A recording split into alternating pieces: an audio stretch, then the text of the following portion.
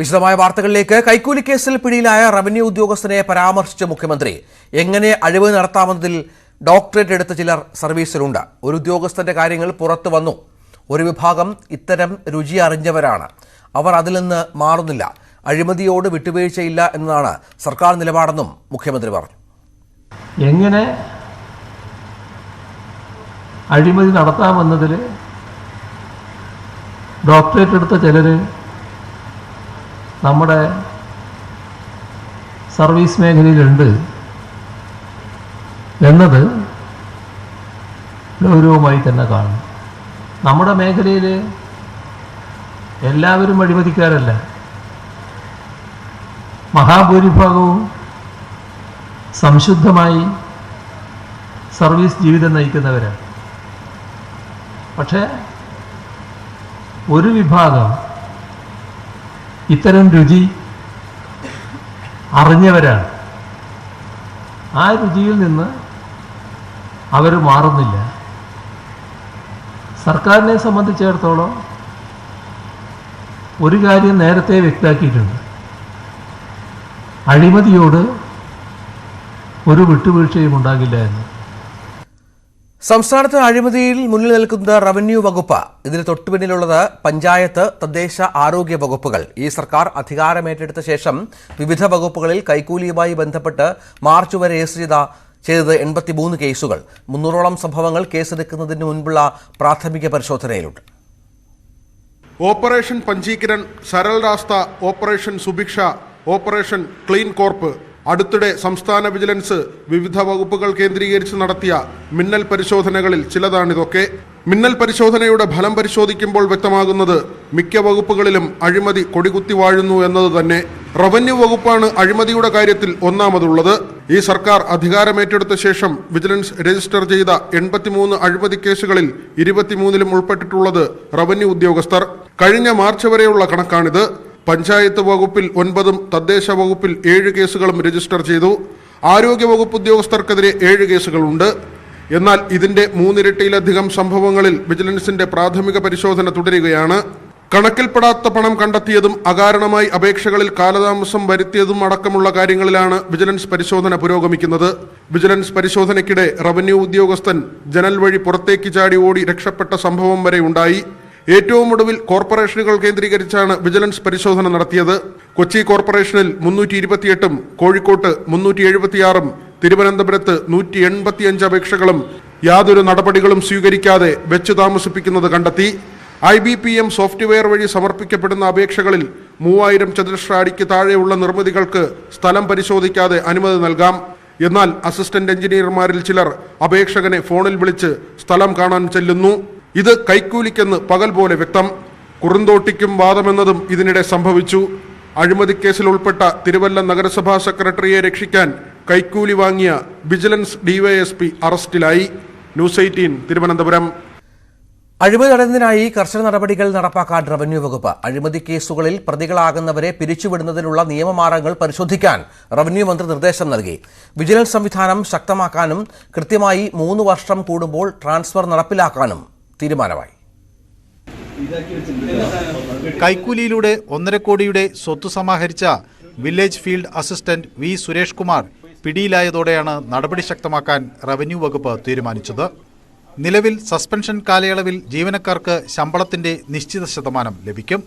Suspension കാലാവധി കഴിഞ്ഞാൽ സർവീസിൽ പ്രവേശിക്കുമ്പോൾ ശമ്പളത്തിന്റെ കുടിശ്ശിക പൂർണ്ണമായും ലഭിക്കും. ഇത് കീഴ്വഴക്കമായി തുടരുന്നതിനാൽ അഴിമതി നടത്താൻ സർക്കാർ ജീവനക്കാർ മടിക്കുന്നില്ല. ഇത് അവസാനിപ്പിക്കാൻ ശക്തമായ തെളിവുകൾ ശേഖരിച്ച് കുറ്റക്കാരെ സർവീസിൽ നിന്ന് പിരിച്ചുവിടാനുള്ള സാധ്യതകളാണ് റവന്യൂ വകുപ്പ് പരിശോധിക്കുന്നത്. 3 വർഷം തുടർച്ചയായി വില്ലേജ് ഓഫീസുകളിൽ സേവനമനുഷ്ഠിച്ച വില്ലേജ് ഓഫീസർമാർ ഉൾപ്പെടെയുള്ളവരെ സ്ഥലം മാറ്റും. റവന്യൂ ഇന്റലിജൻസ് ശക്തിപ്പെടുത്തും. Village assistant, village field assistant ഉൾപ്പെടെയുള്ള ഉദ്യോഗസ്ഥന്മാർ ഒരേ കേന്ദ്രങ്ങളിൽ 3 വർഷത്തിലേറെ ജോലി ചെയ്യുന്നുണ്ടോ എന്ന് പരിശോധിച്ച് ആ കാര്യത്തിലുള്ള നടപടി കൂടി ഇത്തരമൊരു അപായ സാധ്യത കണക്കിലെടുത്തുകൊണ്ട് നടപ്പിലാക്കണമെന്ന് തന്നെയാണ് ഇപ്പോൾ റവന്യൂ വകുപ്പ് ആലോചിക്കുന്നത്. എല്ലാ മാസവും ലാൻഡ് റവന്യൂ കമ്മീഷണറും റവന്യൂ സെക്രട്ടറിയും മന്ത്രിയും അടങ്ങുന്ന സംഘം ഓരോ ജില്ലയിലും മിന്നൽ പരിശോധന നടത്തും. അഴിമതി വിവരങ്ങൾ പൊതുജനങ്ങൾക്കറിയിക്കാൻ ടോൾ ഫ്രീ നമ്പറും ഓൺലൈൻ സംവിധാനവും ഏർപ്പെടുത്താനും തീരുമാനിച്ചിട്ടുണ്ട്. ന്യൂസ് 18 തിരുവനന്തപുരം. അഴിമതിക്കാരെ കുറിച്ചുള്ള വിവരങ്ങൾ അറിയിക്കാൻ ടോൾ ഫ്രീ നമ്പർ അടുത്ത മാസം സജ്ജമാകുമെന്ന് മന്ത്രി കെ രാജൻ. റവന്യൂ ഉദ്യോഗസ്ഥരെ ഒരു സ്ഥലത്തും 3 വർഷത്തിൽ കൂടുതൽ അനുവദിക്കില്ല. പാലക്കാട്ടെ വില്ലേജ് അസിസ്റ്റന്റിന്റെ കൈക്കൂലി പാഠമായി ഉൾക്കൊള്ളണം. അഴിമതിക്കാരെ സർവീസിൽ നിന്നും പിരിച്ചുവിടാൻ സർക്കാരിന്റെ ഇടപെടൽ ആവശ്യമെന്നും റവന്യൂ മന്ത്രി പറഞ്ഞു. കേരളത്തിൽ ഒരു കാരണവശാലും കഴിഞ്ഞ വർഷങ്ങളിൽ വെച്ച് നോക്കുമ്പോൾ അഴിമതിയുടെ അളവ് കുറഞ്ഞിട്ടുണ്ടെങ്കിലും ഒരു ചെറിയ അഴിമതി പോലും പ്രോത്സാഹിപ്പിക്കാനോ ആ അഴിമതിയെ കൊണ്ടുപോകാൻ അനുവദിക്കില്ല എന്നുള്ളത് തന്നെയാണ് സർക്കാരിൻ്റെ നയം. റവന്യൂ വകുപ്പിനെ സംബന്ധിച്ചിടത്തോളം പ്രത്യേകമായി സമ്പൂർണ്ണമായ ഡിജിറ്റലൈസേഷനിലേക്ക് കടക്കുന്നൊരു ഘട്ടമാണ്. സ്വാഭാവികമായിട്ടും മുഖതാവിലാളെ ഇൻ്റർവ്യൂ നടത്താതെ തന്നെ തീരുമാനങ്ങൾ എടുക്കാൻ കഴിയുന്ന വിധത്തിൽ കൃത്യതയോട് കൂടിയിട്ടുള്ള ഡിജിറ്റലൈസേഷൻ്റെ നടപടികൾ സർക്കാർ നടത്തുന്നത് ഇത്തരത്തിലുള്ള ഒരു ശ്രമവും ഉണ്ടാകരുത് എന്ന് കരുതിക്കൊണ്ടാണ്. ഇന്നലെ ഉണ്ടായ നടപടികൾ വളരെ ദൗർഭാഗ്യകരമാണ്.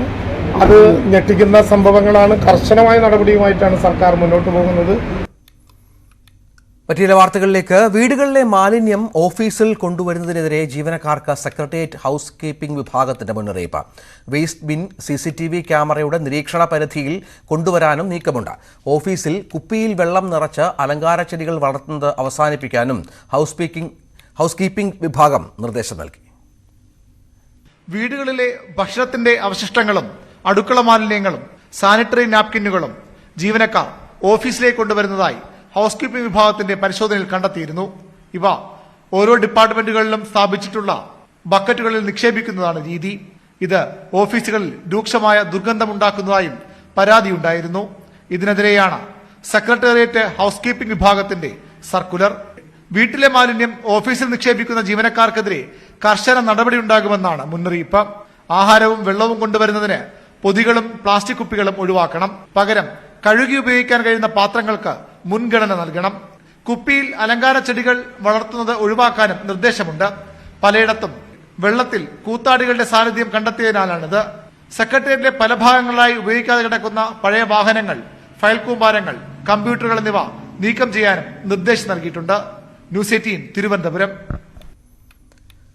കൊച്ചി കോർപ്പറേഷനിലെ കിടപ്പ് രോഗികൾ ദുരിതത്തിൽ. ഡയപ്പറുകളും മെഡിക്കൽ വേസ്റ്റുകളും സംഭരിക്കുന്നത് കോർപ്പറേഷൻ അവസാനിപ്പിച്ചതാണ് പ്രതിസന്ധിക്ക് കാരണം. മരുന്ന് വാങ്ങാൻ പോലും ബുദ്ധിമുട്ടുന്ന കുടുംബങ്ങൾ സ്വകാര്യ ഏജൻസികൾക്ക് അമിത തുക നൽകിയാണ് മെഡിക്കൽ വേസ്റ്റുകൾ മറവ് ചെയ്യുന്നത്.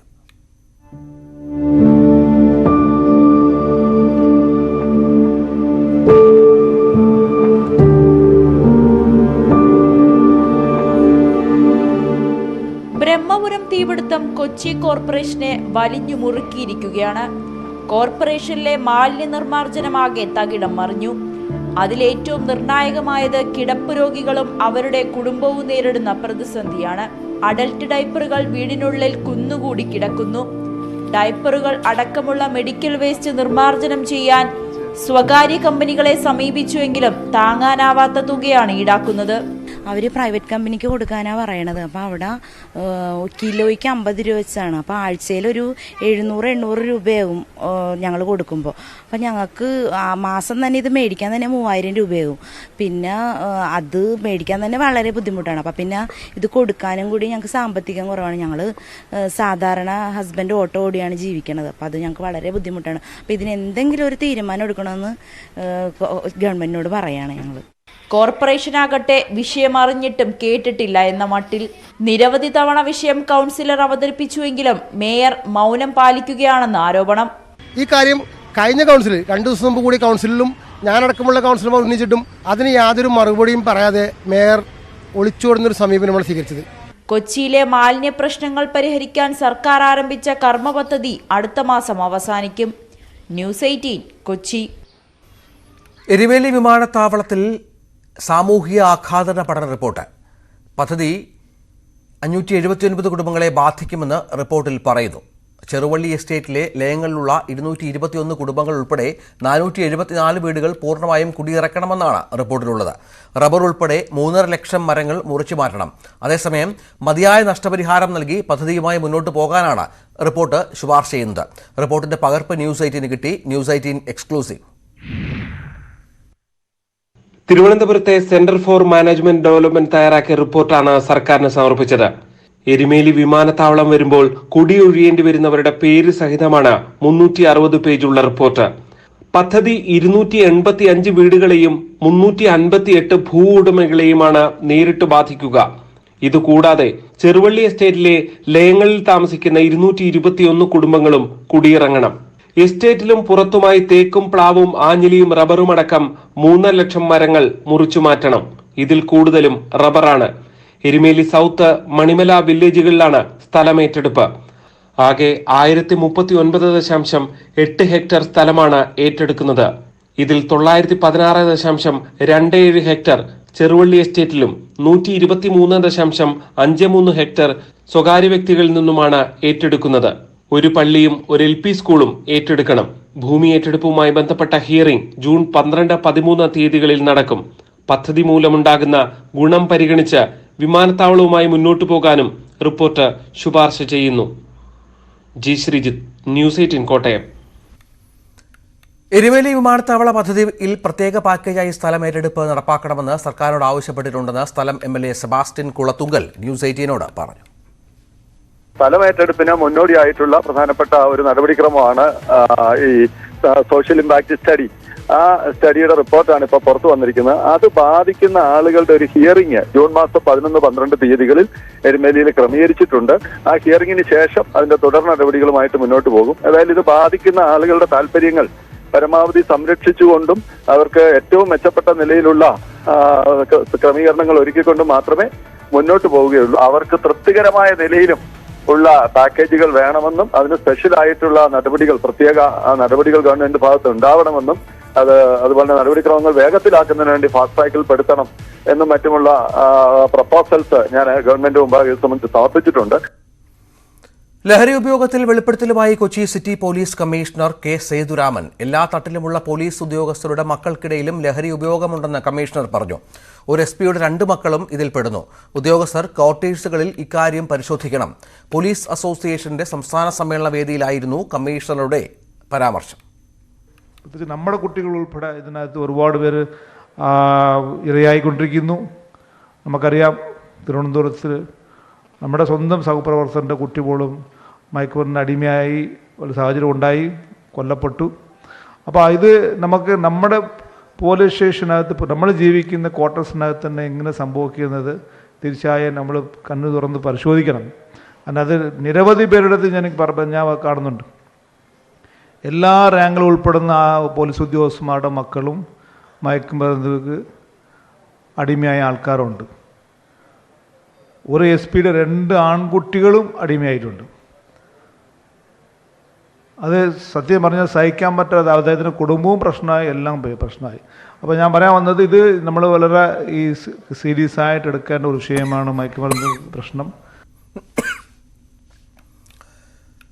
മലപ്പുറം കരുവാരക്കുണ്ടിൽ ട്രക്കിങ്ങിന് പോയി മലയിൽ കുടുങ്ങിയ യുവാക്കളെ രക്ഷപ്പെടുത്തി. 6 മണിക്കൂറിലധികം നീണ്ട രക്ഷാപ്രവർത്തനത്തിനൊടുവിലാണ് കരുവാരക്കുണ്ട് മാമ്പുഴ സ്വദേശികളായ യാസിൻ, അഞ്ചൽ എന്നിവർ രക്ഷപ്പെട്ടത്. ഇവർക്കൊപ്പമുണ്ടായിരുന്ന ഷംനാസ് മലയിറങ്ങി താഴെ എത്തി നൽകിയ വിവരത്തിന്റെ അടിസ്ഥാനത്തിൽ നടത്തിയ തെരച്ചിലാണ് ഇരുവരെയും രക്ഷിക്കാനായത്.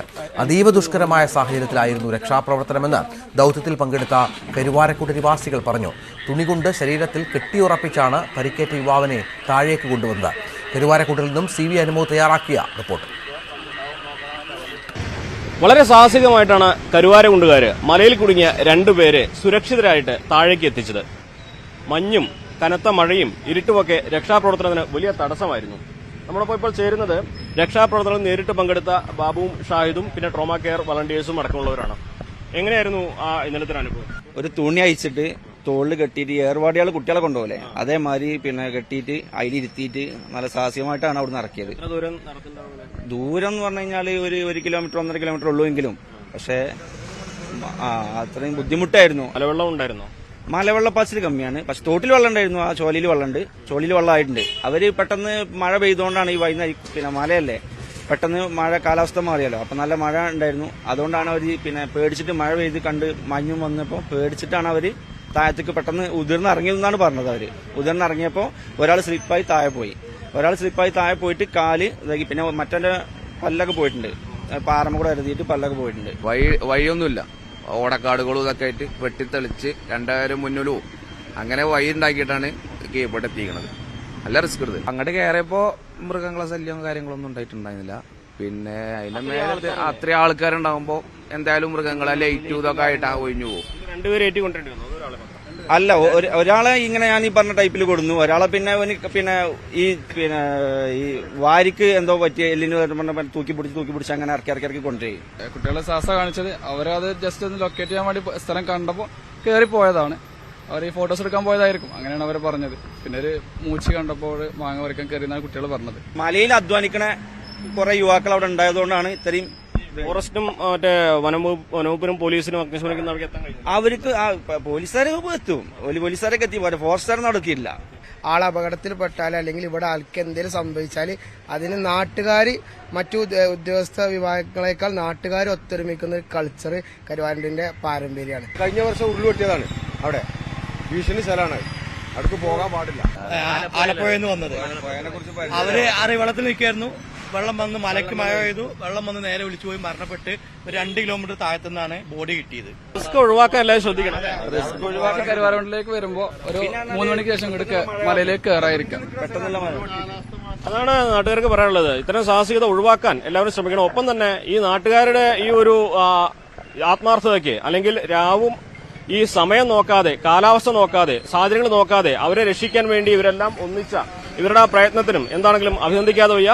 അഖിലോട്ട് പറയൊപ്പം CB അനുമോദ്, ന്യൂസ് 18. ഉരുൾപൊട്ടിയത് കാണാനാണ് മലമുകളിലേക്ക് പോയതെന്ന് രക്ഷപ്പെട്ട ഷംനാസ് പറഞ്ഞു. അഞ്ചലും യാസീനും വീണ് പരിക്കേറ്റപ്പോൾ മലയിറങ്ങി നാട്ടുകാരെ ഇക്കാര്യം അറിയിക്കുകയായിരുന്നുവെന്ന് ഷംനാസ് പറഞ്ഞു. ഉരുൾപൊട്ടി കൽക്കുണ്ട് കാണാൻ ആദ്യം പോയത്, പിന്നെ അവിടുന്ന് ചേരി ഭാഗം കണ്ടപ്പോൾ കുമര കാണാൻ എഴുതിക്കണ്ട, പൊട്ടിയ ഭാഗം കാണാൻ എഴുതിക്കണ്ട, അങ്ങനെ കയറി. പിന്നെ അതിന്റെ കുറച്ച് മേലൊക്കെ എത്തിയപ്പോൾ ഒരു മാങ്ങമരം കണ്ടു, അവിടെ കയറി കുറച്ച് മേലെ കയറി പാറമുകൂടി. അതിൽ പിന്നെ പെട്ടെന്ന് കോടിയും കാര്യങ്ങളൊക്കെ ഒന്ന് കണ്ടാകാൻ മൂടി, പിന്നെ ഇറങ്ങാൻ കഴിഞ്ഞില്ല. അതിൽ പിന്നെ ഇടിയൊക്കെ പൊട്ടുന്നതുകൊണ്ട് പിന്നെ മലയിൽ നിന്ന് വെള്ളം വരുന്നുണ്ട്, അപ്പോൾ ഇറങ്ങാൻ എഴുതി. അതിന് ബാക്കിലുണ്ടായ നേരത്തും മറ്റേ യാസീന്റെ മേലത്ത് തട്ടി, പിന്നെ മറ്റേ അഞ്ചല് ഇഞ്ച് മേലും തട്ടി. അതിൽ ഞങ്ങളുടെ സ്ഥലത്തേക്ക് തെറിച്ച് യാസീന് നല്ല അടിയിൽ പോയിരുന്നു, അവന്റെ കാലം കിടന്ന്. അതിൽ അവിടുന്ന് ഇവർക്ക് ആദ്യം ഇതൊക്കെ കൊടുത്ത് കുറെ മുറി അയക്കണ മേലത്ത് അത് വെള്ളമൊക്കെ കൊടുത്ത് 2 ആളെയും സെറ്റാക്കിയിട്ട് സ്ഥലത്തിരുത്തി. അത് കഴിഞ്ഞിട്ട് ഞാൻ പോയി ഇറങ്ങാണ്ട് മലയിൽ നിന്ന് വള്ളത്തൂടെ ഇറങ്ങി പിന്നെ അടിയിലേക്ക് എത്തിന്നിട്ട് അവിടുന്ന് ഒരു പെരിയിൽ കയറിയാണ്ട് പോലീസിനെ അറിയിക്കാൻ പറഞ്ഞു. അറിയിച്ച് ഇപ്പാനെ അറിയിച്ച് പിന്നെ പോലീസിനെ അറിയിച്ച്. പിന്നെ പോലീസ് വന്ന് CS പിന്നെ വേറെ ആരൊക്കെ ഉദ്യോഗസ്ഥന്മാർ വന്നാണ്ട് പിന്നെ ചേരി കൊണ്ടുപോയി. പിന്നെ അവിടുന്ന് ആൾക്കാരൊക്കെ കൂടി കണ്ട് മേലെ കയറി ഇറക്കിയ പോലെ. ഇടവേള.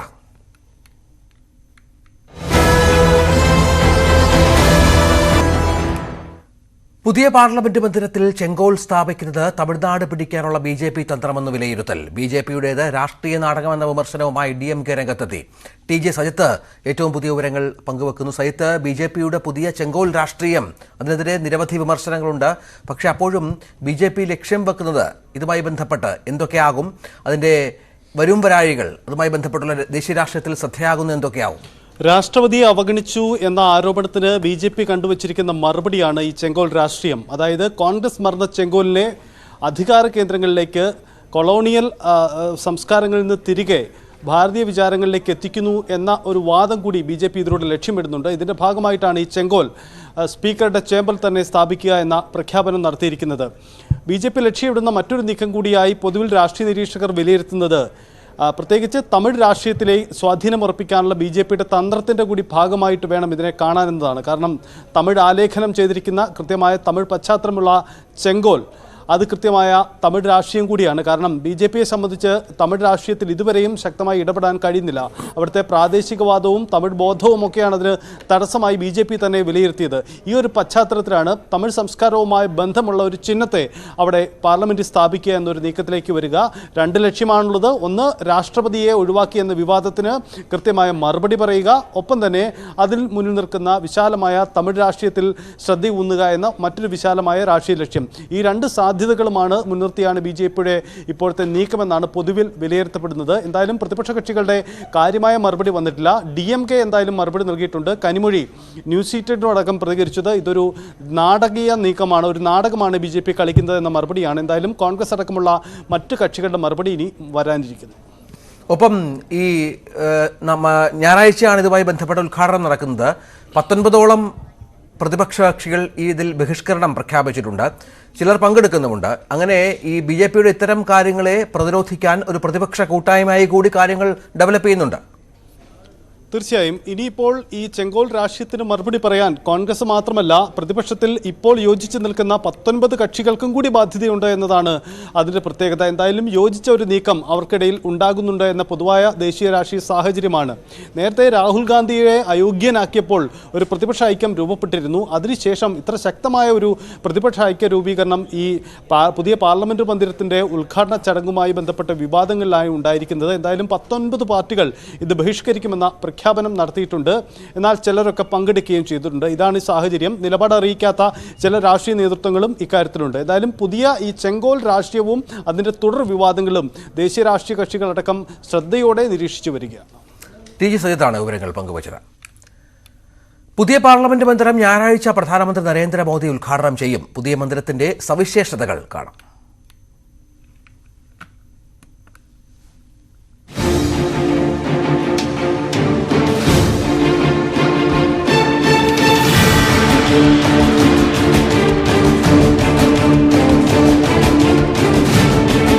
പുതിയ പാർലമെന്റ് മന്ദിരം മെയ് 28-ന് പ്രധാനമന്ത്രി നരേന്ദ്രമോദി ഉദ്ഘാടനം ചെയ്യുകയാണ്. സെൻട്രൽ വിസ്ത പദ്ധതിയുടെ ഭാഗമായാണ് പുതിയ മന്ദിരം. ഇതോടെ നൂറ്റാണ്ട് പഴക്കമുള്ള, കൃത്യമായി പറഞ്ഞാൽ 1927 മുതൽ നിരവധി മുഹൂർത്തങ്ങൾക്ക് സാക്ഷിയായ നിലവിലെ പാർലമെന്റ് മന്ദിരം ചരിത്രത്തിന്റെ ഭാഗമാകും. എന്താണ് പുതിയ മന്ദിരത്തിന്റെ സവിശേഷതകൾ? പഴയ പാർലമെന്റ് മന്ദിരം വൃത്താകൃതിയിലെങ്കിൽ പുതിയ മന്ദിരം ത്രികോണാകൃതിയിൽ 65,000-ലധികം ചതുരശ്ര മീറ്ററിൽ പരന്നു കിടക്കുന്നു. പുതിയ പാർലമെന്റ് മന്ദിരത്തിന്റെ ലോക്സഭാ ഹാളിൽ 888 പേർക്കും രാജ്യസഭയിൽ 384 പേർക്കും ഇരിപ്പിട സൗകര്യമുണ്ട്. നിലവിലെ പാർലമെന്റ് മന്ദിരത്തിൽ ലോക്സഭയിൽ 543 പേർക്കും രാജ്യസഭയിൽ 250 പേർക്കുമാണ് ഇരിപ്പിട സൗകര്യമുള്ളത്. 1971-ലെ സെൻസസ് പ്രകാരമാണ് നിലവിൽ മണ്ഡലങ്ങൾ നിശ്ചയിച്ചിരിക്കുന്നത്. 2026-ൽ അതിർത്തി പുനർനിർണയം നടക്കാം. അപ്പോൾ മണ്ഡലങ്ങൾ വർദ്ധിക്കും. ഇതുകൂടി കണക്കിലെടുത്താണ് വിശാലമായ സൗകര്യമൊരുക്കുന്നത്.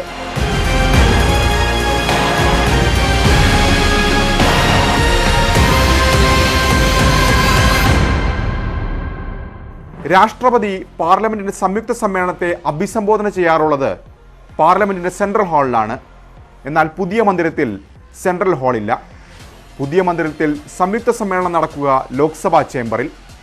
ലോക്സഭാ ഹാളിൽ 1272 പേരെ ഉൾക്കൊള്ളാനാകുമെന്നും ആ സമയത്ത് അതിന് സൗകര്യമൊരുക്കുമെന്നാണ് ലോക്സഭാ സെക്രട്ടേറിയറ്റ് അറിയിച്ചിട്ടുള്ളത്.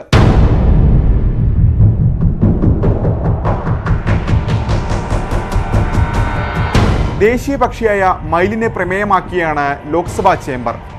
രാജ്യസഭാ ചേംബർ താമരയുടെ മാതൃകയിലും. ഇന്ത്യയുടെ ജനാധിപത്യ പൈതൃകം വിളിച്ചോതുന്നതാണ് മഹത്തായ ഭരണഘടനാ ഹാൾ. മന്ത്രിമാരുടെ ഓഫീസുകളും ഇരുസഭകളിലെയും MP-മാർക്കുള്ള ലൈബ്രറിയും പാർലമെന്ററി കമ്മിറ്റികൾക്കുള്ള മുറികളുമുണ്ട്. അംഗങ്ങൾക്ക് ഇടപഴകാനായി സെൻട്രൽ ലോഞ്ചും സജ്ജം. 3 പ്രധാന കവാടങ്ങളാണ് പുതിയ പാർലമെന്റ് മന്ദിരത്തിനുള്ളത്. അവയെ ഗ്യാൻദ്വാർ, ശക്തിദ്വാർ, കർമ്മദ്വാർ എന്നിങ്ങനെ നാമകരണം ചെയ്തിട്ടുണ്ട്. MP-മാർ, VIP-കൾ, സന്ദർശകർ എന്നിവർക്കായി പ്രത്യേക പ്രവേശന കവാടങ്ങൾ കെട്ടിടത്തിലുണ്ടാകും.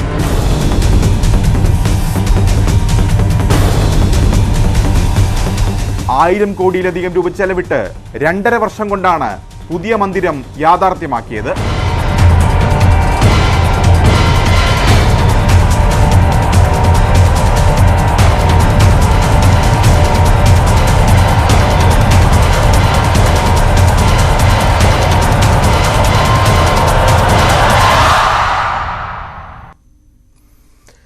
മറ്റു വാർത്തകളിലേക്ക്. കേരള സർവകലാശാലയിൽ BJP അനുകൂല ജീവനക്കാരുടെ സംഘടന പൂട്ടുപൊളിച്ച് ഓഫീസ് കയ്യേറിയെന്ന ആരോപണം. യൂണിവേഴ്സിറ്റി എംപ്ലോയീസ് സംഘിനെതിരെ CPM അനുകൂല സംഘടനയായ യൂണിവേഴ്സിറ്റി എംപ്ലോയീസ് യൂണിയനാണ് VCക്കും രജിസ്ട്രാർക്കും പരാതി നൽകിയത്.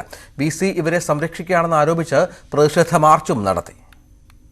പൂട്ടുപൊളിച്ച് BJP പ്രവർത്തകർ ഓഫീസ് കയ്യേറിയെന്നാണ് പരാതി. പുതിയ പൂട്ടിട്ട എംപ്ലോയീസ് സംഘിന്റെ ബോർഡും സ്ഥാപിച്ചു. കേന്ദ്ര സഹമന്ത്രി V മുരളീധരനെ കൊണ്ട് നാളെ ഓഫീസ് ഉദ്ഘാടനം ചെയ്യിക്കാനാണ് നീക്കം. മതിയായ ജീവനക്കാരുടെ പിന്തുണ ഇല്ലാത്തതിനാൽ സിൻഡിക്കേറ്റ് അനുമതി നിഷേധിച്ച സംഘടനയാണ് എംപ്ലോയീസ് സംഘെന്ന് CPM സംഘടനക്കാർ പറയുന്നു. കേരള സർവകലാശാലയ്ക്കകത്ത് സമാധാന അന്തരീക്ഷം കാത്തുരക്ഷിക്കണമെന്ന് സൂക്ഷിക്കണമെന്ന് ഏറ്റവും കൂടുതൽ ആഗ്രഹമുള്ള സംഘടനയാണ് കേരള യൂണിവേഴ്സിറ്റി എംപ്ലോയീസ്. എന്നാൽ ഞങ്ങളുടെ സമാധാനപരമായ നിലപാടിന് ഒരു ബലഹീനതയായി നിങ്ങൾ കാണേണ്ടതില്ല എന്ന് അധികാരികളെ ഓർമ്മിപ്പിക്കാൻ ഈ അവസരം ഉപയോഗിക്കുക.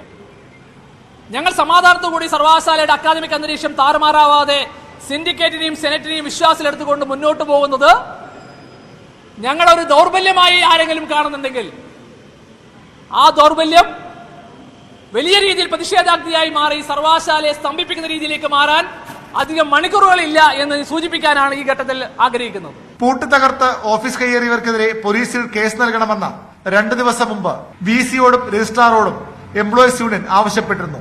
എന്നാൽ ഇതുവരെയും പരാതി നൽകിയിട്ടില്ല. ഇതിൽ പ്രതിഷേധിച്ചായിരുന്നു ഇന്നത്തെ സമരം. നടപടി നീണ്ടുപോയാൽ ശക്തമായ പ്രതിഷേധം നേരിടേണ്ടി വരുമെന്ന മുന്നറിയിപ്പും ജീവനക്കാർ നൽകിയിട്ടുണ്ട്. ന്യൂസ് 18 തിരുവനന്തപുരം. കുമളി ടൗണിനടുത്തു വരെ എത്തിയ അരിക്കൊമ്പൻ ആകാശദൂരമനുസരിച്ച് കുമളി ടൗണിന് 6 കിലോമീറ്റർ അകലെ വരെ അരിക്കൊമ്പൻ എത്തി. ഇതിനുശേഷം ആനയെ തുറന്നുവിട്ട മേധഗാനം ഭാഗത്തേക്ക് തന്നെ മടങ്ങി. ഇന്നലെ രാത്രിയിലെ സിഗ്നൽ പ്രകാരമുള്ള വിവരങ്ങളാണ് ഇത്. കീഴുകാനം ഫോറസ്റ്റ് ഓഫീസിന് മുൻപിലെ മരത്തിൽ കയറിയ ആദിവാസി യുവാവിന്റെ ആത്മഹത്യാ ഭീഷണി. കാട്ടിറച്ചി കൈവശം വെച്ചുവെന്ന കേസിൽ നീതി നിഷേധിച്ചെന്ന് ആരോപിച്ചാണ് യുവാവിന്റെ ഭീഷണി.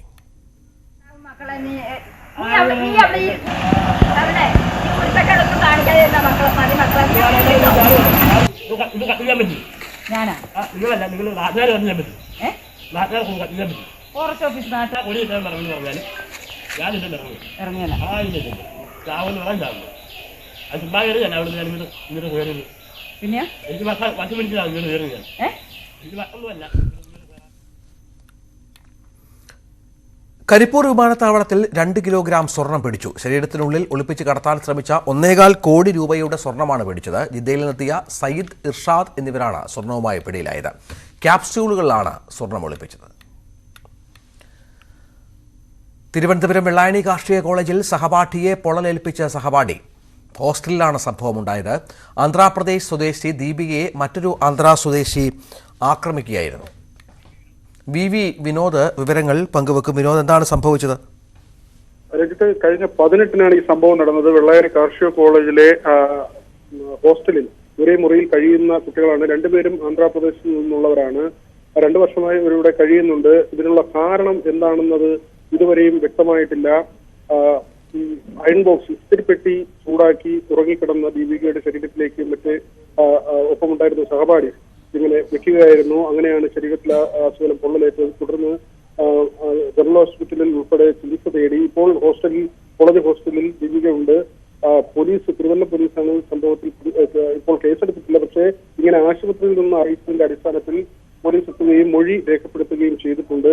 ഇതിനുള്ള കാരണം എന്താണ് എന്നത് വ്യക്തമായിട്ടില്ല. കുട്ടികൾ തമ്മിൽ എന്തെങ്കിലും തർക്കം നിലനിന്നോ എന്നത് പരിശോധിക്കുന്നുണ്ട്. ഡീൻ ഉൾപ്പെടെയുള്ളവർ ഇതേക്കുറിച്ച് വ്യക്തമായ ഒരു ധാരണ ഇല്ല എന്നാണ് പറയുന്നത്. നേരത്തെ ചില സഹപാഠികൾ പറഞ്ഞത് ജാതീയമായ പ്രശ്നമുണ്ടോ, അങ്ങനെ ഒരു സംശയം അവർ പറയുന്നുണ്ട്. കാരണം 2 ഇരു ജാതികളിൽ, ആന്ധ്രാപ്രദേശിൽ തന്നെയുള്ള 2 ജാതികളിൽപ്പെട്ട കുട്ടികളാണ് ഒരു റൂമിൽ കഴിഞ്ഞിരുന്നത്. ഇവർക്കിടയിൽ അങ്ങനെ ഒരു പ്രശ്നം ഉണ്ടായിരുന്നു എന്ന സംശയം ചില സഹപാഠികൾ പറയുന്നുണ്ട്. പക്ഷേ ഏതായിരുന്നാലും ഇപ്പോഴും അതിന്റെ ഇങ്ങനെ അയൺ ബോക്സ് വെച്ച് പൊള്ളിക്കാനുള്ള കാരണം എന്തെന്നത് പൂർണ്ണമായും വ്യക്തമായിട്ടില്ല. പോലീസ് ഇപ്പോൾ വെള്ളായണി കാർഷിക കോളേജിലെത്തി പൊള്ളലേറ്റ വിദ്യാർത്ഥിയിൽ നിന്ന് മൊഴി രേഖപ്പെടുത്തുന്നുണ്ട്. ആക്രമിച്ച കുട്ടിയുടെ മൊഴിയും രേഖപ്പെടുത്തും. ശരി, VV വിനോദാണ് വിവരങ്ങൾ പങ്കുവച്ചത്. കണ്ണൂർ പാടിച്ചാലിൽ ഒരു കുടുംബത്തിലെ കൂട്ടമരണത്തിൽ പോസ്റ്റ്മോർട്ടം റിപ്പോർട്ടിലെ വിവരങ്ങൾ പുറത്ത്. 2 കുട്ടികൾ കൊലപ്പെടുത്തിയത് ഭക്ഷണത്തിൽ അമിതമായി ഉറക്കഗുളിക കലർത്തിയാണ്. ശ്രീജയുടെയും മൂത്ത മകൻ സൂരജിന്റെയും ഷാജിയുടെയും തൂങ്ങിമരണമാണെന്നും പോസ്റ്റ്മോർട്ടം റിപ്പോർട്ട് ചൂണ്ടിക്കാട്ടുന്നു. കഴിഞ്ഞ ദിവസമാണ് ഒരു കുടുംബത്തിലെ 5 പേരെ മരിച്ച നിലയിൽ കണ്ടെത്തിയത്. മക്കളെ കൊലപ്പെടുത്തി ദമ്പതികൾ ആത്മഹത്യ ചെയ്യുകയായിരുന്നു. കൊച്ചിയിൽ 16 വയസ്സുകാരന് ക്രൂരമർദ്ദനമേറ്റ സംഭവത്തിൽ ബാലാവകാശ കമ്മീഷന് പോലീസ് ഇന്ന് റിപ്പോർട്ട് നൽകും. ജുവനൈൽ ജസ്റ്റിസ് ആക്ട് പ്രകാരം പോലീസ് നടപടി സ്വീകരിച്ചുവെങ്കിലും വിഷയത്തിന്റെ ഗൗരവസ്ഥിതി കണക്കിലെടുത്ത് ബാലാവകാശ കമ്മീഷൻ കൂടി ഇടപെടുകയായിരുന്നു. സംഭവത്തെക്കുറിച്ചുള്ള വിശദമായ റിപ്പോർട്ട് കളമശ്ശേരി പോലീസിനോട് സമർപ്പിക്കാനാണ് ആവശ്യപ്പെട്ടിരിക്കുന്നത്. കുട്ടിയുടെ സുരക്ഷ ഉൾപ്പെടെയുള്ള കാര്യങ്ങളിൽ സ്വീകരിച്ച നടപടികളും റിപ്പോർട്ടിൽ പോലീസ് വ്യക്തമാക്കും. നിലവിൽ അടുത്ത ബന്ധുക്കളുടെ സംരക്ഷണയിലാണ് 16-കാരനായ കുട്ടി. അമ്മയും അമ്മയുടെ സുഹൃത്തും അമ്മുമ്മയും ചേർന്നാണ് 16-കാരനെ ക്രൂരമായി മർദ്ദിച്ചത്. തിരുവനന്തപുരം മെഡിക്കൽ കോളേജിൽ ഡോക്ടർമാർക്ക് നേരെ ആക്രമം. ബാലരാമപുരം സ്വദേശി സുധീർ എന്നയാളാണ് ആക്രമണം നടത്തിയത്. ഇയാളെ പോലീസ് കസ്റ്റഡിയിലെടുത്തു. ന്യൂറോ സർജറി വിഭാഗത്തിലെ രോഗിയാണ് സുധീർ. പരാതി ലഭിക്കുന്നതിനനുസരിച്ച് കേസ് രജിസ്റ്റർ ചെയ്യുമെന്ന് പോലീസ് അറിയിച്ചു. കസ്റ്റഡിയിലുള്ള സുധീറിന്റെ ഭാര്യ കഴിഞ്ഞ ദിവസമാണ് മരിച്ചത്.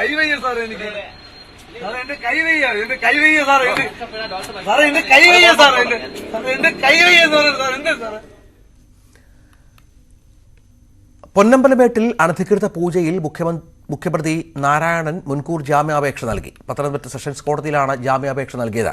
ജാമ്യാപേക്ഷ ഇന്ന് പരിഗണിക്കാനിരിക്കെ വനംവകുപ്പ് തടസ്സ ഹർജിയും നൽകി. കേരള ബ്ലാസ്റ്റേഴ്സിന്റെ സെലക്ഷൻസ് ട്രയൽ തടഞ്ഞ സംഭവത്തിൽ ബാലാവകാശ കമ്മീഷൻ സ്വമേധയാ കേസെടുത്തു. സംസ്ഥാന ജില്ലാ പോലീസ് സ്പോർട്സ് കൗൺസിൽ സെക്രട്ടറിമാർ, കോർപ്പറേഷൻ സെക്രട്ടറി, കേരള ബ്ലാസ്റ്റേഴ്സ് എന്നിവരോട് റിപ്പോർട്ട് തേടിയിട്ടുണ്ട്. 2 ആഴ്ചയ്ക്കകം റിപ്പോർട്ട് നൽകണമെന്ന് നിർദ്ദേശമുണ്ട്.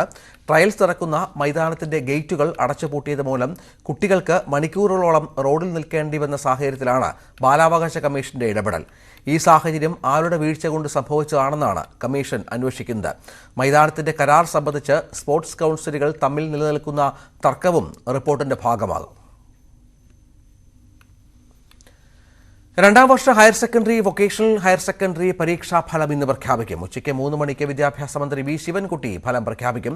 ഔദ്യോഗിക ഫലപ്രഖ്യാപനത്തിന് ശേഷം വൈകിട്ട് 4 മണി മുതൽ www.results.kite.kerala.gov.in എന്ന പ്രത്യേക പോർട്ടലിലൂടെയും സഫലം 2023 എന്ന മൊബൈൽ ആപ്പിലൂടെയും ഫലമറിയാം.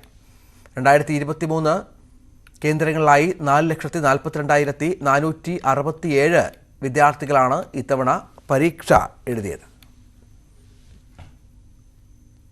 സ്കൂളുകൾ തുറക്കുമ്പോൾ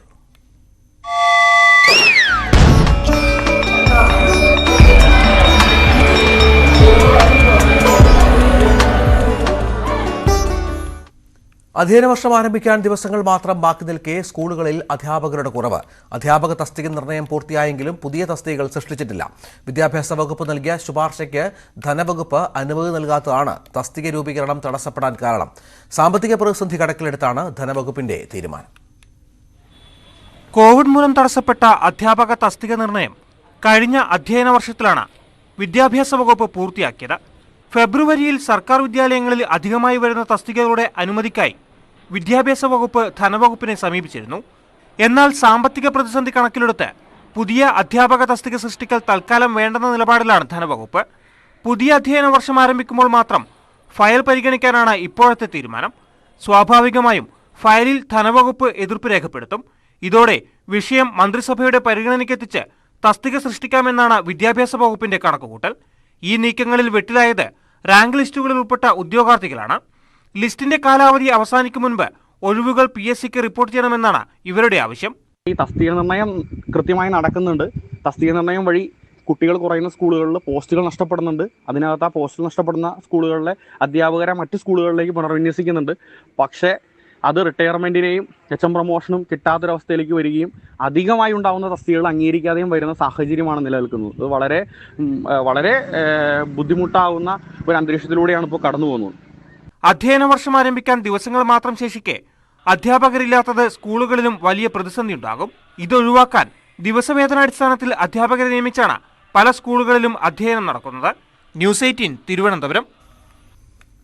കൊട്ടാരക്കരയിൽ കൊല്ലപ്പെട്ട ഡോക്ടർ വന്ദനാദാസിന്റെ വീട്ടിൽ ഇന്ന് കേന്ദ്ര വനിതാ കമ്മീഷൻ അധ്യക്ഷ രേഖാ ശർമ്മ എത്തും. വൈകുന്നേരം 5 മണിയോടെയാണ് സന്ദർശനം.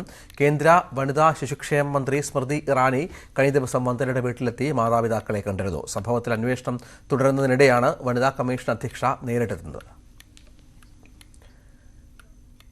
വീണ്ടും കോവിഡ് ഭീതിയിൽ ചൈന. ഏപ്രിൽ മുതൽ രാജ്യത്ത് കോവിഡ് കേസുകൾ വർദ്ധിക്കുന്നതായാണ് റിപ്പോർട്ടുകൾ. ഒമിക്രോൺ XBB വകഭേദമാണ് രോഗം പടരാൻ കാരണം. ഒരാഴ്ച 6.5 കോടി കേസുകൾ റിപ്പോർട്ട് ചെയ്യുന്ന അവസ്ഥ ഉണ്ടാകുന്നുവെന്നാണ് വിലയിരുത്തൽ. ബീജിംഗ്, ഷാങ്ഹായ് നഗരങ്ങളിലാണ് കൂടുതൽ കേസുകളുള്ളത്. കർണാടക തെരഞ്ഞെടുപ്പ് പരാജയത്തെ തുടർന്ന് JDSൽ രാജി തുടർന്നു. JDSന്റെ കർണാടക യൂത്ത് വിംഗ് പ്രസിഡന്റ് സ്ഥാനം രാജിവെച്ച് നിഖിൽ കുമാരസ്വാമി. കർണാടക മുൻ മുഖ്യമന്ത്രി HD കുമാരസ്വാമിയുടെ മകനാണ്. കഴിഞ്ഞ ദിവസം CM ഇബ്രാഹിം JDS സംസ്ഥാന പ്രസിഡന്റ് സ്ഥാനം ഒഴിഞ്ഞിരുന്നു. ഗുജറാത്തിലെ അഹമ്മദാബാദിൽ പുറത്തിറങ്ങാനിരിക്കുന്ന സിനിമയ്ക്കെതിരെ ബജറംഗ് ദൾ ദ ക്രിയേറ്റർ സർജൻ ഹാർ എന്ന ചിത്രം ലവ് ജിഹാദിനെ അനുകൂലിക്കുന്നു എന്നാരോപിച്ചായിരുന്നു പ്രതിഷേധം. അഹമ്മദാബാദിലെ മൾട്ടിപ്ലക്സ് തിയേറ്ററിന് മുൻപിലായിരുന്നു പ്രതിഷേധം.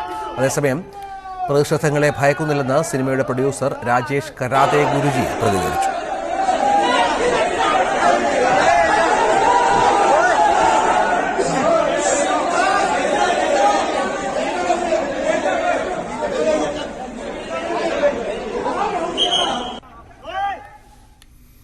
കൊച്ചിയിലെ ക്യൂൻസ് വാക്ക്വേയിൽ 2 കിലോമീറ്റർ ദൂരം ഇനി സൗജന്യ വൈഫൈ. സംസ്ഥാനത്ത് തന്നെ ഇതാദ്യമായാണ് ഒരു തെരുവിൽ ഈ രീതിയിൽ ഇന്റർനെറ്റ് സേവനം ലഭിക്കുന്നത്. ഹൈബി ഈഡൻ എംപിയുടെ വികസന ഫണ്ടിൽ നിന്നാണ് ഇതിനുള്ള തുക ചിലവഴിക്കുക.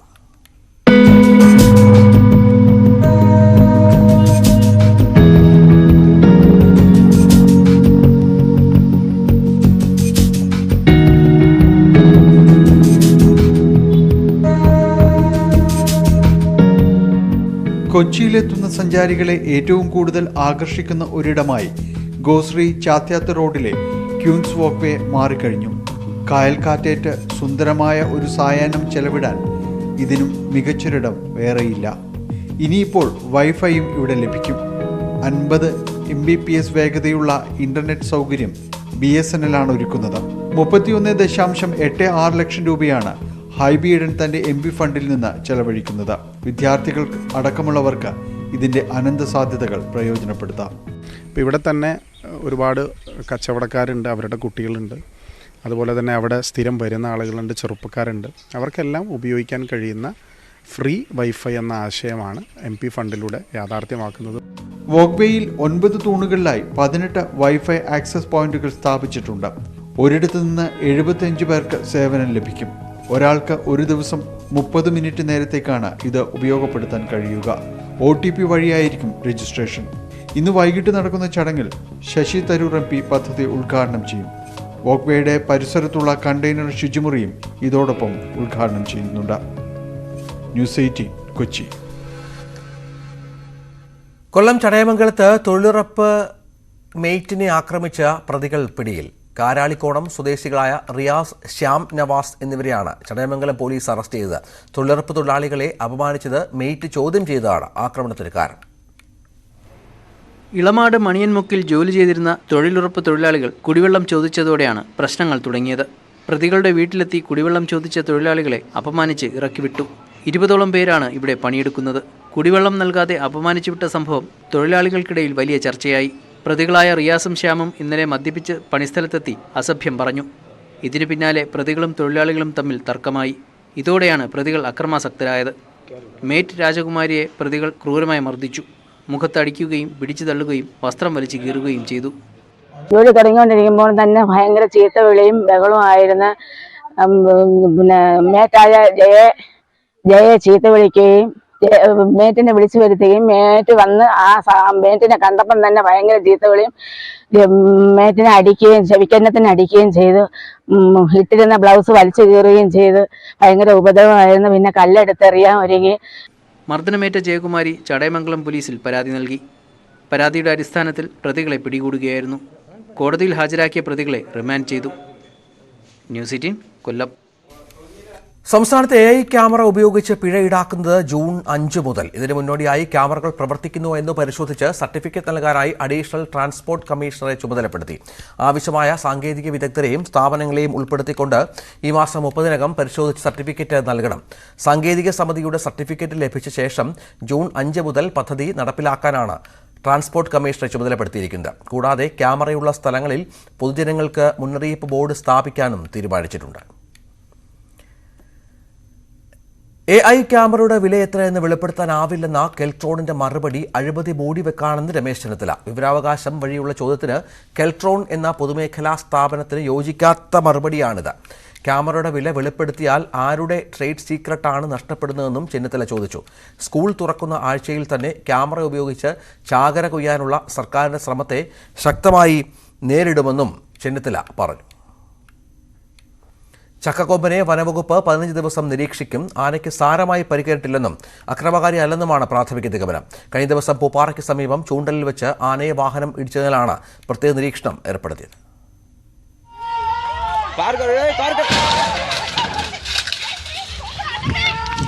ചൊവ്വാഴ്ച ഞായറാഴ്ച രാത്രിയിലാണ് കൊച്ചി ധനുഷ്കോടി ദേശീയപാതയിൽ വെച്ച് ചക്കക്കൊമ്പനെ കാറിടിച്ചത്. ചൂണ്ടലിലെ ജനവാസ മേഖലയിലെത്തിയ ആനയെ നാട്ടുകാർ ഓടിച്ചുവിടാൻ ശ്രമിക്കവേ ആന റോഡിലേക്ക് ഇറങ്ങുകയും ആ സമയം അതുവഴി വന്ന വാഹനം ഇടിക്കുകയുമായിരുന്നു. ഇരുട്ടായതിനാൽ വളവിന് സമീപം പെട്ടെന്ന് റോഡിലേക്ക് ഇറങ്ങിയ ചക്കക്കൊമ്പനെ കാറിൽ സഞ്ചരിച്ചിരുന്നവർക്ക് കാണാൻ കഴിഞ്ഞില്ല. അങ്ങനെയാണ് ചക്കക്കൊമ്പന്റെ ദേഹത്ത് കാറിടിച്ചത്. വാഹനം തട്ടി ഒറ്റയാൻ കാറിലേക്ക് ചാഞ്ഞതോടെ കാറിന്റെ മുൻഭാഗത്തെ ചില്ലുകൾ തകർന്ന് യാത്രക്കാർക്ക് പരിക്കേറ്റു. പപ്പയെ ഞങ്ങൾ അപ്പം തന്നെ പൂപ്പാറയിൽ ഫസ്റ്റ് എയ്ഡ് ചെയ്തിട്ട് നല്ല ബ്ലീഡിങ് ആയിരുന്നു. പിന്നെ ഒരു ഹാഫ് കിലോമീറ്റേഴ്സ് ആ ആന റോഡിൽ കൂടെ പോയത് കൊണ്ട് പെട്ടെന്ന് ഹോസ്പിറ്റലിൽ ചെല്ലാനൊന്നും പറ്റില്ലായിരുന്നു.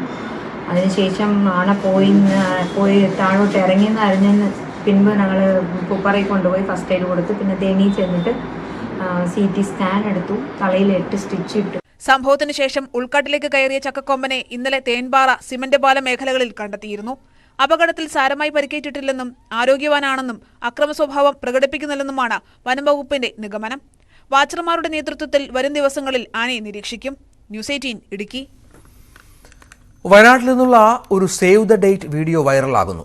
പണിയ ഭാഷയിൽ നങ്ങള കല്യാണാഞ്ചു എന്ന പേരിൽ തയ്യാറാക്കിയ വീഡിയോയാണ് ഇപ്പോൾ ശ്രദ്ധ നേടുന്നത്. ന്യൂസ് പീപ്പിൾ എന്ന ഓൺലൈൻ മാധ്യമ സ്ഥാപന ഉടമയായ അവനീതിനായി സുഹൃത്തുക്കളാണ് വീഡിയോ തയ്യാറാക്കിയത്.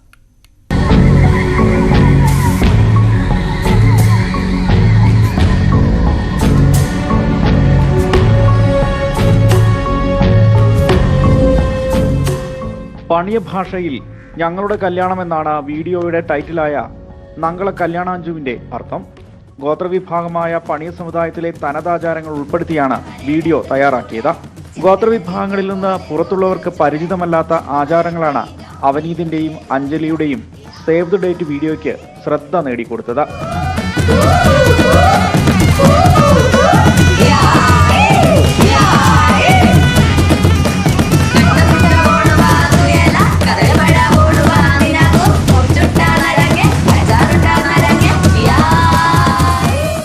പണിയ സമുദായത്തിന്റെ തനതാചാരങ്ങൾ പലതും അന്യം നിന്നു പോകുന്ന സാഹചര്യത്തിലാണ് ഇവ ഉൾപ്പെടുത്തി വീഡിയോ ഒരുക്കിയത്. ആളുകളിലേക്ക് ആചാരങ്ങൾ മടക്കിക്കൊണ്ടുവരിക എന്ന ലക്ഷ്യവും അവനീതിനും സുഹൃത്തുക്കൾക്കുമുണ്ട്.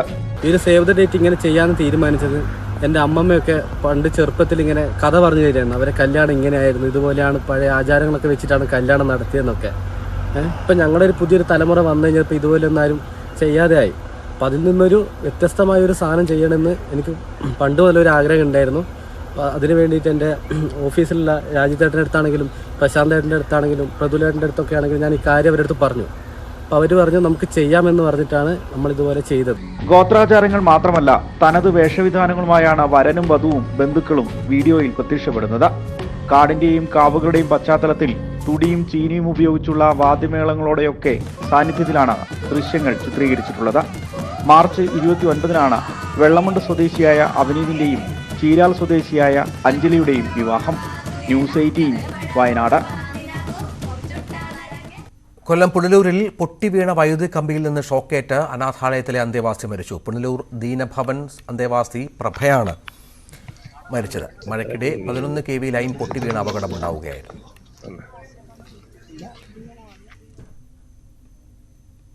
മണിപ്പൂരിൽ സംഘർഷം തുടരുന്നു. ബുധനാഴ്ച ബിഷ്ണുപൂർ ചുരാൻപൂർ അതിർത്തിയിലുണ്ടായ സംഘർഷത്തിൽ ഒരാൾ കൊല്ലപ്പെട്ടു, മറ്റൊരാൾക്ക് വെടിയേറ്റു.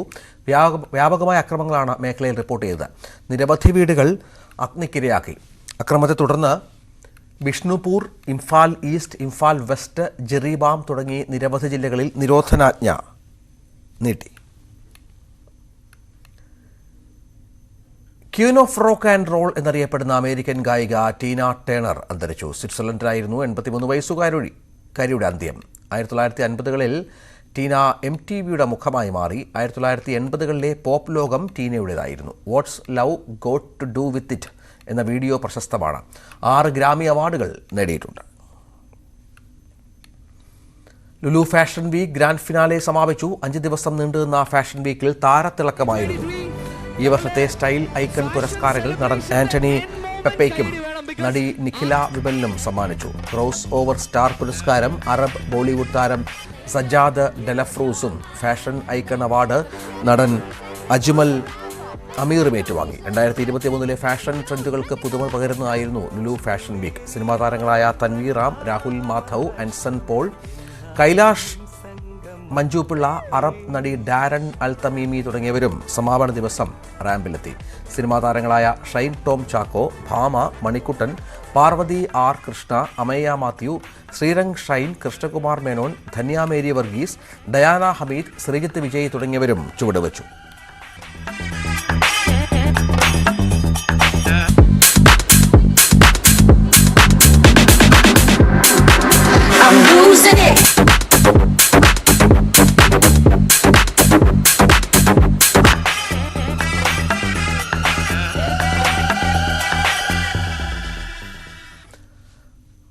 അവധിക്കാലം അവസാനിക്കാറായതോടെ തമിഴ്നാട്ടിലെ മുന്തിരിപ്പാടങ്ങളിൽ കേരളത്തിൽ നിന്നുള്ള സഞ്ചാരികൾ തിരക്കേറി. ഇടതൂർന്ന് പഴുത്തു തൊടുത്ത മുന്തിരിപ്പാടങ്ങൾ കടുത്ത വേനൽ ചൂടിലും കുളിർമയേകുന്ന കാഴ്ചയാണ്. അതിർത്തി പട്ടണമായ കമ്പത്തോട് ചേർന്ന് കിടക്കുന്ന ഗൂഡല്ലൂർ, ചുരുളിപ്പട്ടി, തേവർപ്പട്ടി, കേക്കേപ്പട്ടി തുടങ്ങിയ ഗ്രാമങ്ങളിലാണ് മുന്തിരി കൃഷി കൂടുതലായുള്ളത്. തേക്കടിയുടെ, മൂന്നാറിന്റെയും രാമക്കൽമേടിന്റെയും കാഴ്ചകൾ തേടിയെത്തുന്ന സഞ്ചാരികളിൽ ഭൂരിഭാഗവും മുന്തിരിത്തോട്ടങ്ങൾ സന്ദർശിച്ചാണ് മടങ്ങുക.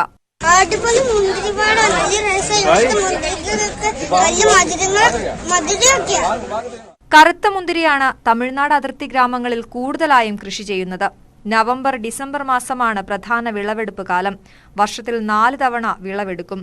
നിലവിൽ മിക്ക തോട്ടങ്ങളിലും വിളവെടുപ്പ് പൂർത്തിയാക്കി അടുത്ത കൃഷിക്കുള്ള ഒരുക്കങ്ങൾ തുടങ്ങിയിട്ടുണ്ട്. ന്യൂസ് 18 ഇടുക്കി. IPL എലിമിനേറ്ററിൽ മുംബൈ ഇന്ത്യൻസിന് ഉജ്ജ്വല വിജയം. ലക്നൌ സൂപ്പർ ജയന്റ്സിനെ 81 റൺസിന് തകർത്തു.